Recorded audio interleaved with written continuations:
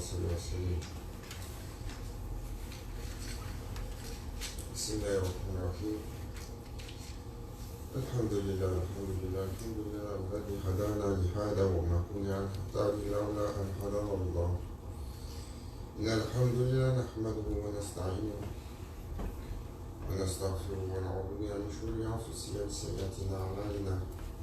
من يهده الله فلا مضل له ومن يضلل فلا هادي له. الحمد لله رب العالمين الواحد الأحد الفرد الصمد الذي لم يلد ولم يولد ولم يكن له كفوا أحد. ونشهد أن لا إله إلا الله وحده لا شريك له ونشهد أن سيدنا ومولانا محمدا عبده وحبيبه ورسوله صلى الله تعالى عليه وعلى آله وأصحابه وأزواجه وأولاده وذريته وخلفائه المهديين من بعده والوزراء الكاملين في عهده خصوصا منهم الأئمة خلفاء رسول الله على التحقيق أمراء المؤمنين حضرة أبو بكر وعمر وعثمان وعلي دور الخليفة وعلى بقية الصحابة والتابعين رضوان عليه أجمعين. أيها المؤمنون الحاضرون اتقوا الله وأطيعوا إن الله الذين اتقوا والذين هم محسنون. السلام عليكم ورحمة الله تعالى وبركاته. بسم الله الرحمن الرحيم. الحمد لله والشكر لله ولا إله إلا الله والله أكبر ولا حول ولا قوة إلا بالله العلي العظيم. بسم الله الرحمن الرحيم.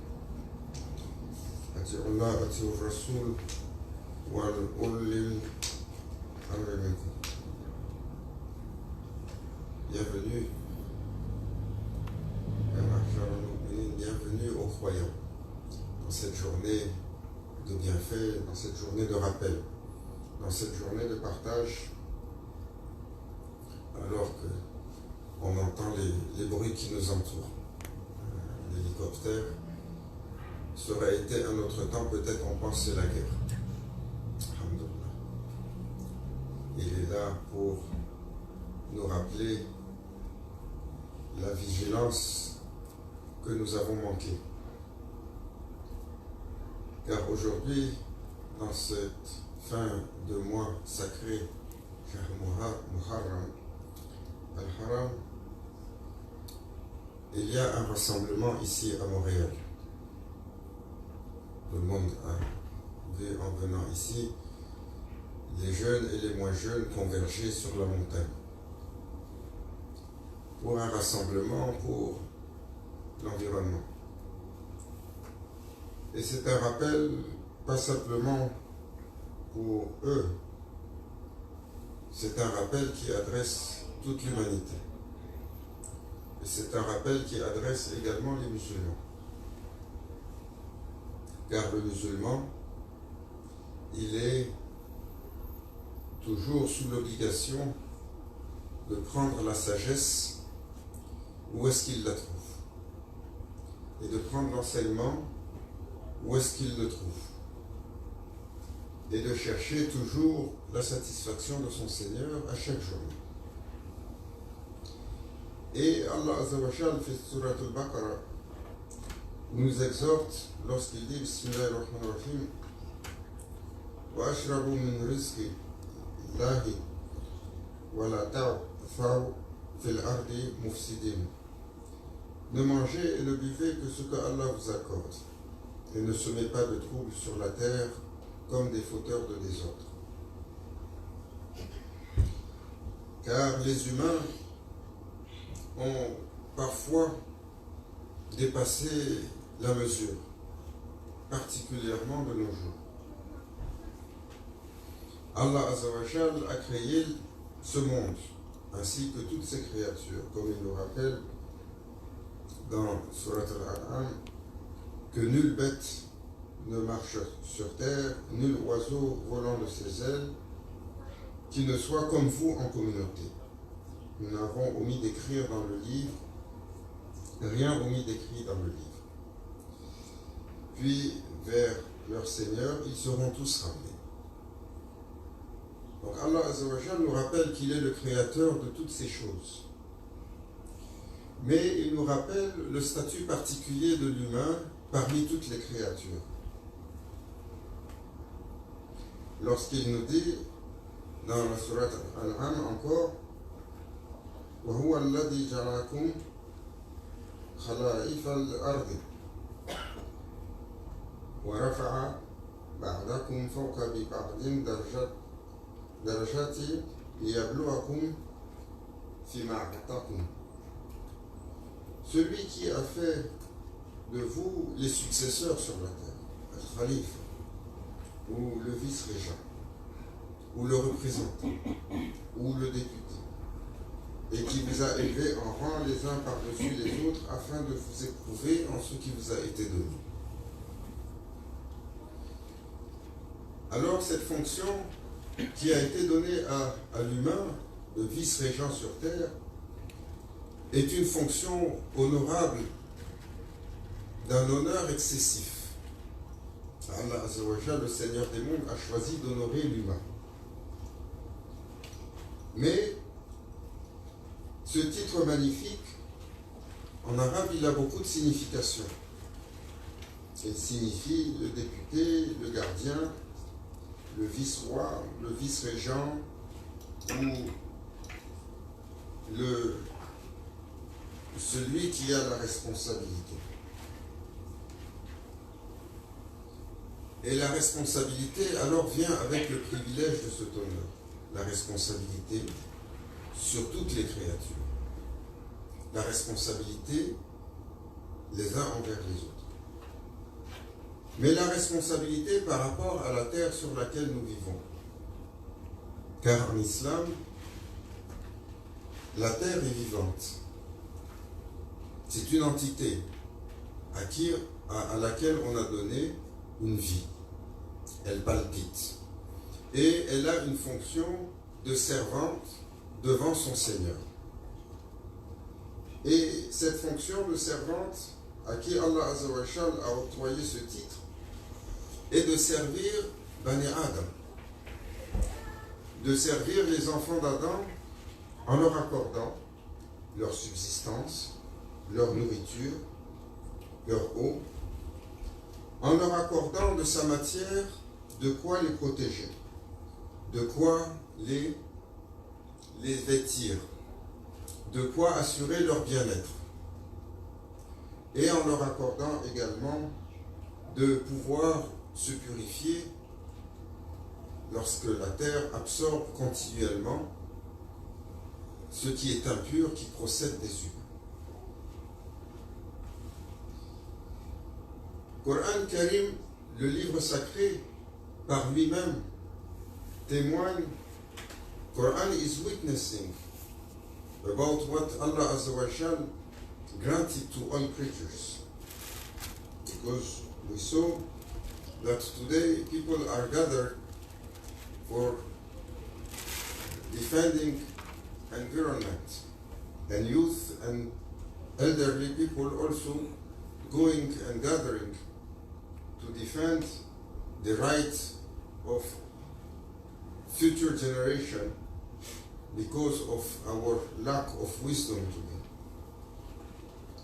So Quran is witnessing even that Allah Azza wa Jal manifested Quran and gave to all ayat different name and attributes referring to our environment.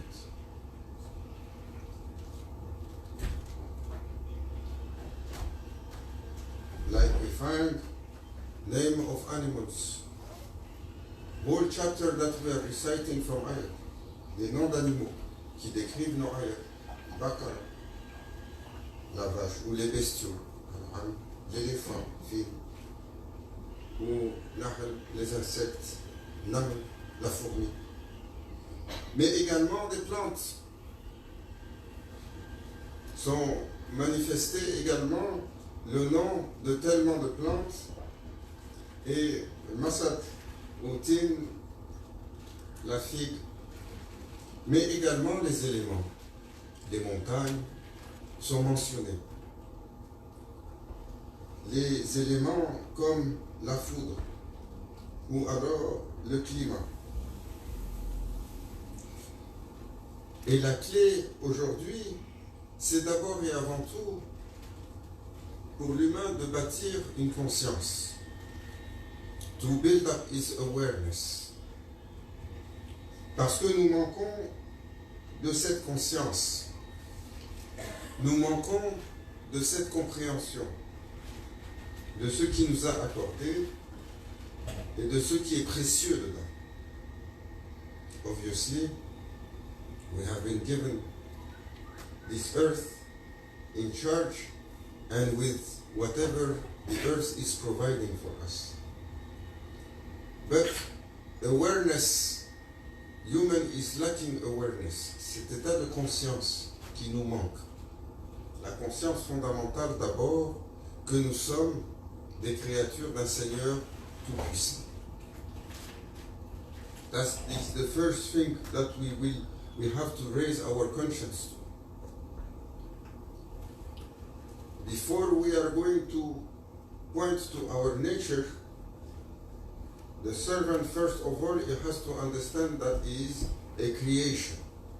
Nous devons comprendre que nous sommes une créature, nous sommes des serviteurs à un Seigneur tout-puissant qui dans sa générosité, please come forward a bit, avancez, dans sa générosité nous a créés.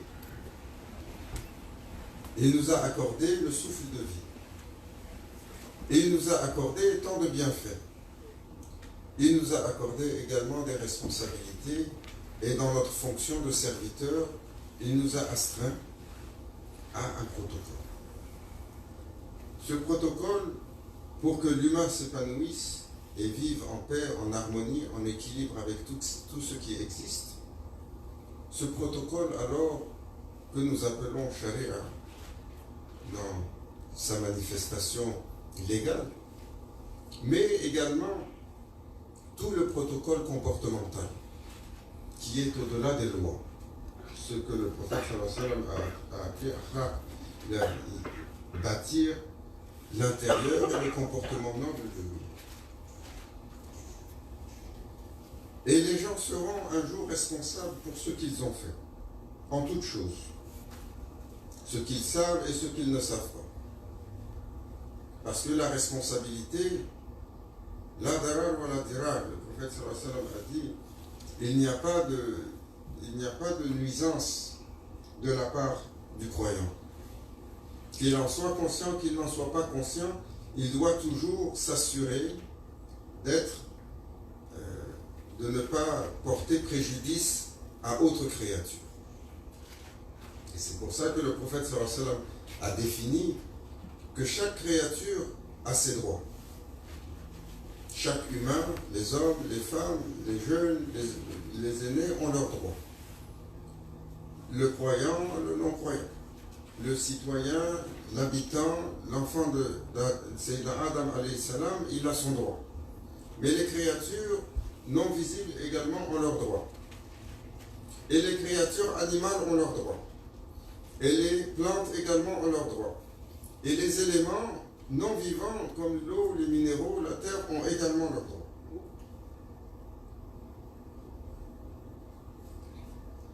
Alors Allah Azza wa Jal nous rappelle de manger et de boire de cette provision que Allah nous a accordée. Si nous détruisions le bien de quelqu'un, selon les lois de nos cités, si on détruit le bien de quelqu'un, c'est quoi? C'est du vandalisme. Et il y a une conséquence pour ça. Et que dire de détruire le bien que Allah Azza wa Jal est le seul détenteur? Car cette terre lui appartient. Et ces êtres lui appartiennent également. Toutes les créatures lui appartiennent. Et chaque vandalisme ou chaque mal qui est fait à n'importe laquelle des créatures porte une responsabilité chez le propriétaire. Alors, l'humain doit bâtir la conscience à propos de son Seigneur, mais la conscience de sa propre nature. Ce qu'il est, ce qu'il représente dans cet écosystème-là, quelle est sa fonction. Et nous devons également bâtir la conscience que la responsabilité, aujourd'hui, dans cette tragédie environnementale que la Terre est en train de vivre, c'est l'humain. C'est l'humain. Mais ce n'est pas l'humain simplement dans son action, c'est l'humain dans son caractère fondamental. Ainsi, le prophète sallallahu alayhi wa sallam nous a astreint à combattre nos mauvaises caractéristiques. À nous rappeler qu'il y a un malin, un malicieux, Shaitan Saïd Billah, toujours qui amènera l'humain sur les actions qui vont mener à sa perte. Et cela, même dans le développement, dans l'usage des ressources ou dans ce qu'il va établir sur cette terre. Ô combien de découvertes scientifiques nous avons fait et nous savons quel mal elles ont fait et quel mal potentiel dorment de façon latente dans ces découvertes. Que ce soit les découvertes sur la physique quantique ou le nucléaire, que ce soit les découvertes sur les virus et l'envirologie, que ce soit les découvertes sur la génétique aujourd'hui, ou toutes ces technologies qui en apparence on veut utiliser, mais qui en finalité ont un danger potentiel. Nous sommes aujourd'hui dans un temps où de plus en plus de gens sont malades. Et cette maladie-là, nous savons que sa source est dans notre mode de vie, dans notre environnement, dans notre rythme, dans ce que nous consommons et dans ce qui nous entoure, que nous avons développé. Alors, le shaitan est d'abord l'ennemi numéro 1 pour l'humain dans ce qu'il établit sur cette terre. Toujours les choix vont être inspirés et soufflés pour s'assurer que l'humain va vers sa perdition. Et le plus terrible des ennemis, al-nafs al-amara bisu, l'ego. L'ego qui, dans la matérialité, alors il manifeste une caractéristique absolument débordante, hawa, un désir insatiable. Ego never quench its thirst in anything. Whatever you will give to ego, you will continue asking more. From anything, he is never satisfied. He has a greed. Characteristic of the ego, il a une avidité perpétuelle. Il a une avidité qui est en train de se manifester dans la façon dont nous nous déployons dans ce monde. Autrefois, la contrainte de notre environnement et son développement nous retenait. Mais depuis que nous avons passé le cap de l'industrialisation et de la modernité, où nous sommes capables de transformer à une vitesse phénoménale, quelle est la résultante? Nos statistiques nous donnent que nous consommons beaucoup plus vite que nous produisons. Quand nous avons atteint les 2/3 de l'année, nous avons consommé ce que nous sommes capables de produire sur une année. Et qui est responsable de cela? Ce n'est pas l'Inde, ce n'est pas le Bangladesh, ou ce n'est pas le Zimbabwe. Majoritairement, ce sont les nations occidentales dans lesquelles nous vivons aujourd'hui, dont la surconsommation est en train de brûler cette planète, est en train d'entraîner tout le monde dans leur imitation. Alors, bien entendu, le combat commence d'abord par rappeler aux individus que nous avons des mauvaises caractéristiques qui nous poussent à ce but. Nous avons de la prétention sur ce que nous sommes capables de faire, de l'avidité. Alors, le prophète sallallahu alayhi wa sallam nous a enseigné à ne pas utiliser les ressources de façon intempestive sans les mesurer, de ne pas gaspiller. Il nous a rappelé que l'eau et l'énergie est une propriété commune. Il nous a rappelé que la subsistance, c'est Allah qui l'apporte. Dans la mesure, l'humain n'a pas besoin de plus dans sa bouche que quelques bouchées pour qu'il puisse tenir son échine droite. Plus que cela, alors ça commence à corrompre la matière, le caractère. Et le prophète sallallahu alayhi wa sallam a accordé les droits à tous. Il nous a rappelé que nous avons l'autorisation de sacrifier des animaux, mais une permission particulière qui nous est donnée sur quelques animaux. Et lorsque nous le faisons, pour comprendre que c'est un acte permis, sacré, il faut que le sacrifice il soit fait au nom d'Allah. Pour se conscientiser que nous prenons une vie par une permission. Et ainsi, il disait, soyez doux envers les animaux. Comme il l'a montré, même avec ceux qui l'amenaient pour être sacrifiés. Nourrissez-les, prenez soin d'eux, ne les malmenez pas. Ne tuez pas sans un besoin. Ne montrez aucune cruauté envers les créatures. Ne chassez même pas pour le plaisir. La chasse, sans une nécessité, la nécessité de se nourrir ou la nécessité de prévenir d'un mal, est interdite par les commandements d'Allah Azza wa Jal, comme nous le rappelle le prophète sallallahu alayhi wa sallam. Et il nous a encouragés, comme il est rapporté par Anas ibn Malik.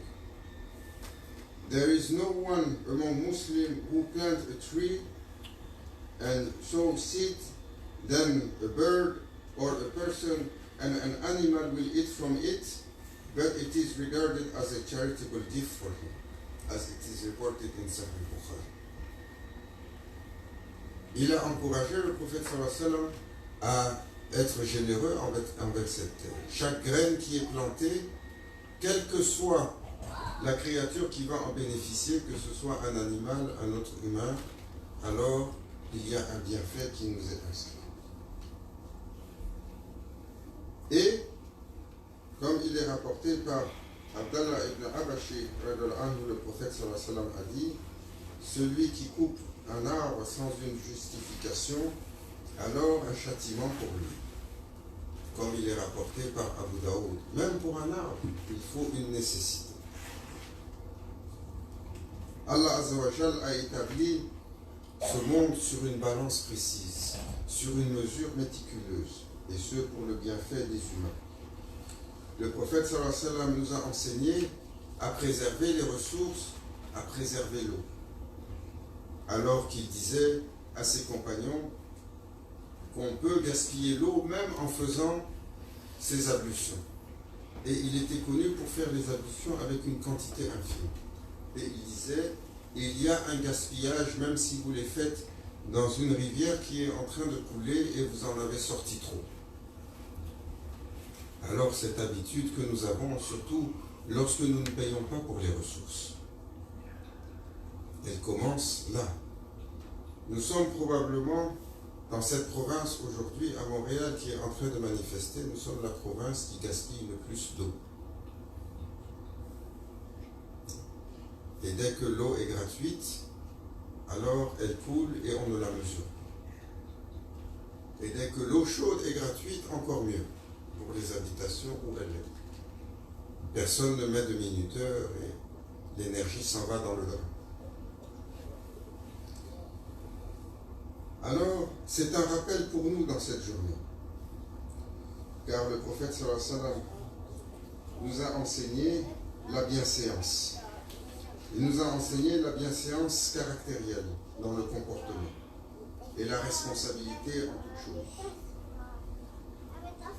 Il nous a enseigné que celui qui s'accomplit, alors plus personne n'a à craindre de sa main. Aucune créature n'a à craindre de sa main. Qu'Allah Azza wa Jal nous accorde la réflexion dans ce temps, qu'il nous accorde la sagesse, qu'il inspire nos leaders et qu'il nous accorde d'être ensemble pour sauvegarder cette frénésie dans notre consommation. Et qu'Allah Azzawajal nous accorde les bienfaits de cette journée, comme une guidance, comme un enseignement, comme une vertu continue. Allah inna ahsan كلام عبلك النظام كريم الله الملك العزيز الألم كما قال في الكتاب اتقوا الله وأطيعوا لا يحب المؤمنين فيفوق المستغفرين أستغفر الله.